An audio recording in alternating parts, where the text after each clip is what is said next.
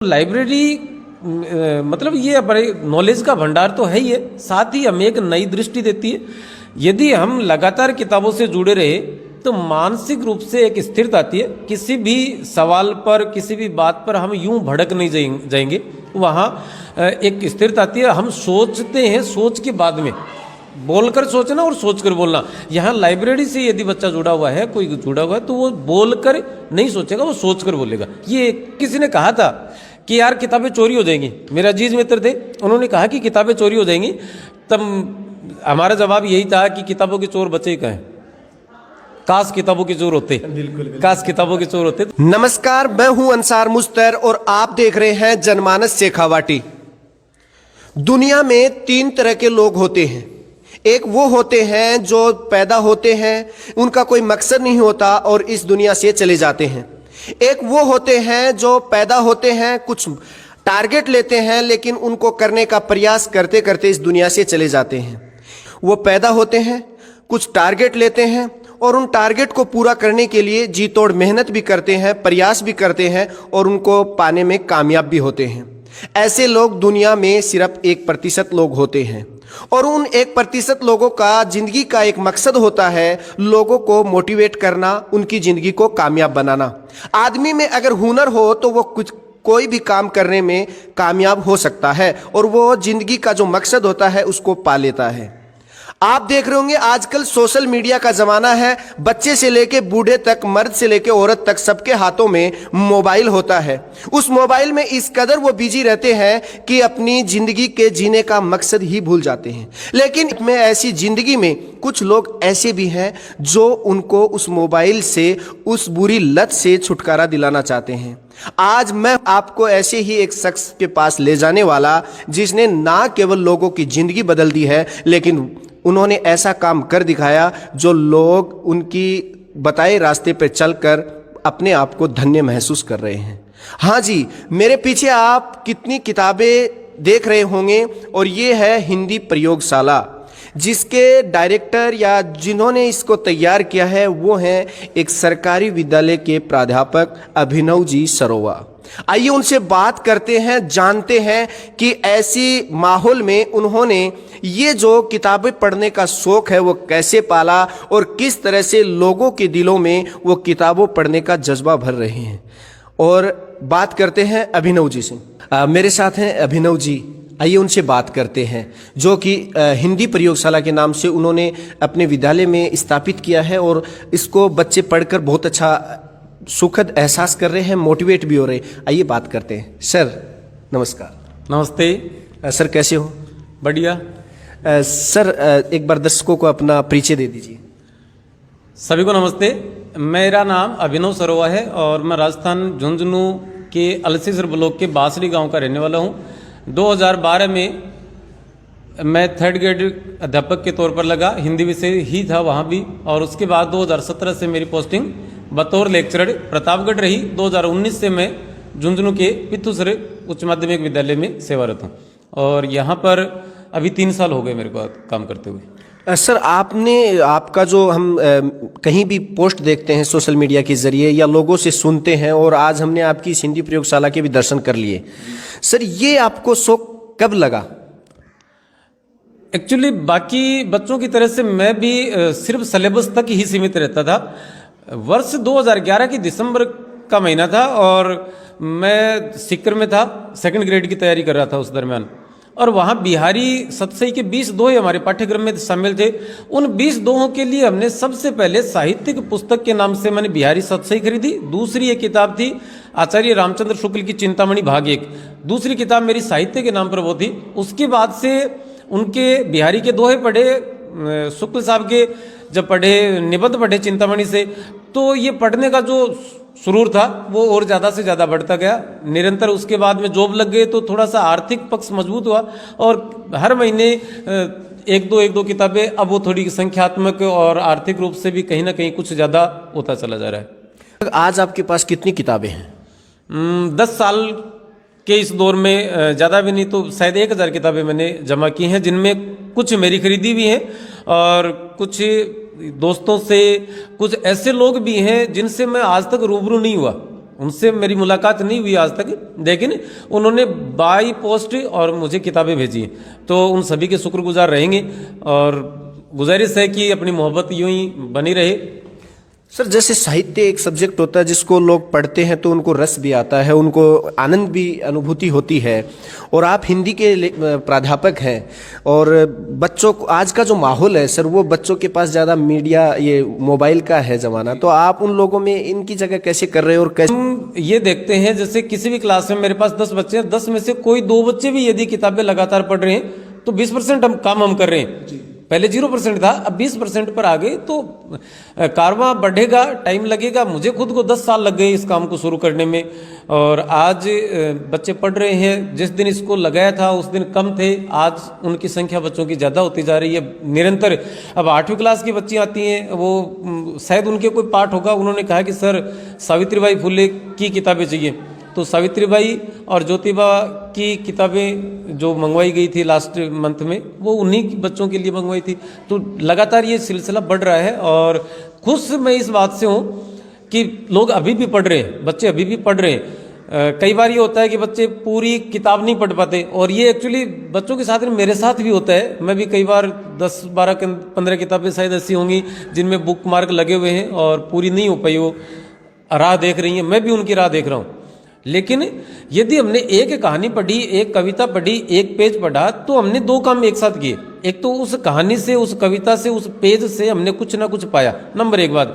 दूसरी एक बात, मैं गप्पे मारता या मैं सोशल मीडिया पर यूं टाइम वेस्ट करता तो मेरा वो टाइम बच रहा है। तो महत्वपूर्ण ये था कि वो टाइम बच रहा है मेरा, और वहाँ से मेरा टाइम बच रहा है, और मैं यहाँ किसी दूसरी सार्थक काम में उसे इन्वेस्ट कर रहा हूँ। ये मेरे लिए अच्छी बात है, और बच्चों के पक्ष में भी ये बात लागू होती है।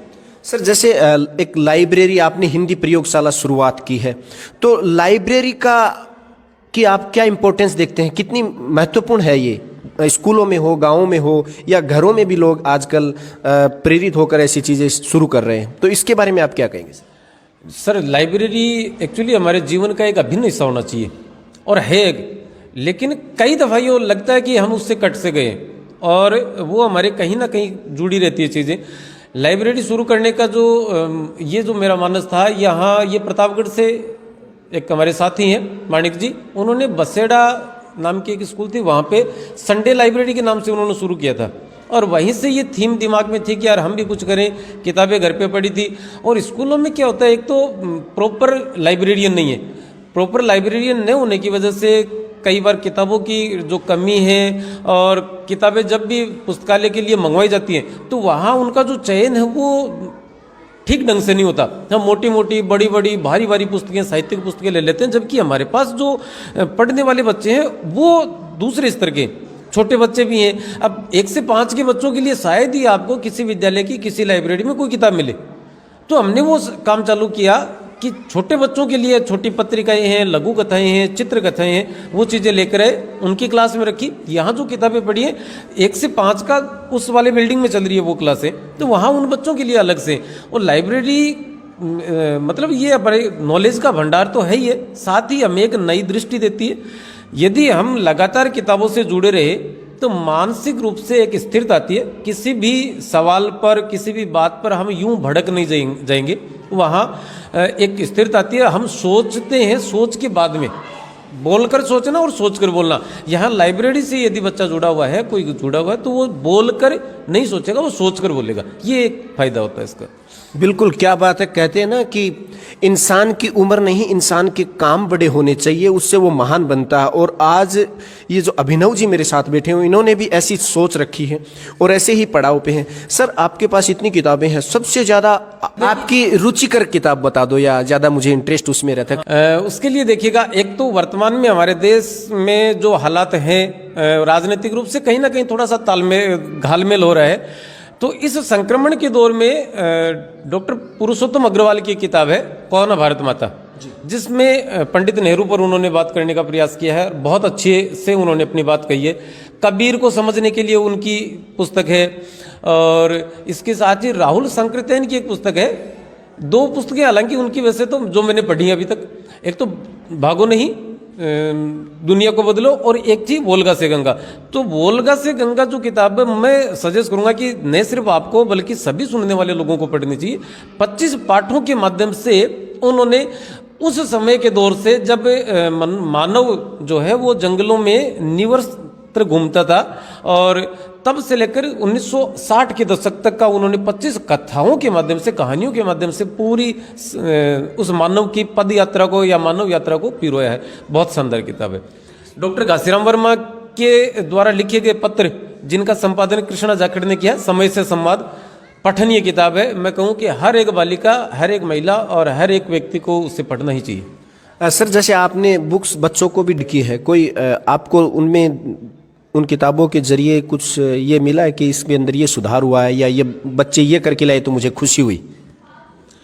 अब एक तो डिस्ट्रीब्यूशन के बारे में बता दें, हम आपको क्लियर कर दें कि हमारी इस प्रयोगशाला में किसी प्रकार का कोई रजिस्टर मेंटेन नहीं किया जाता। अच्छा। किताबें आई, किताबें गई, बच्चे ने ले ली, पढ़ रहा है, ला के रख देगा, बहुत अच्छी बात है, धन्यवाद का पात्र है। और मैं तो ये कहता हूँ, मुझे किसी ने कहा था कि यार किताबें चोरी हो जाएंगी, मेरे अजीज मित्र थे, उन्होंने कहा कि किताबें चोरी हो जाएंगी, तब हमारा जवाब यही था कि किताबों के चोर बचे ही कहाँ हैं, काश किताबों के चोर होते, काश किताबों के चोर होते। तो किताबों के चोर नहीं है, किताबें हम डिस्ट्रीब्यूट नहीं करते। बच्चे के मन में है कि मुझे ये पढ़नी है, वो लेके गया, नहीं मिले तो वो हमसे कहता है कि सर ये किताब नहीं है, बेटा एक सप्ताह रुको, एक सप्ताह के अंदर अंदर आपको किताब उपलब्ध करवा देंगे।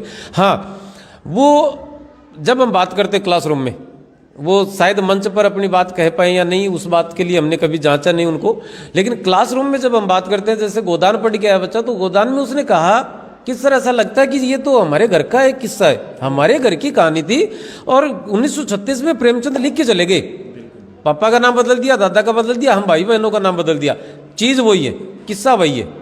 तो ये बदलाव देखने को मिला। उनको लगता है कि ये चीज़ें जो साहित्य है ये हमसे जुड़ा हुआ है, और लेखक ने या कवि ने हमारी बातें वहाँ लोगों के सामने रखी है। तो ये उनमें एक नज़रिया बदला उनका। आपसे अगर कोई किताब लेना चाहे, आपकी इस लाइब्रेरी से आपसे मिलना चाहे, तो उससे मिलने का या किताब लेने का क्या जरिया हो सकता है?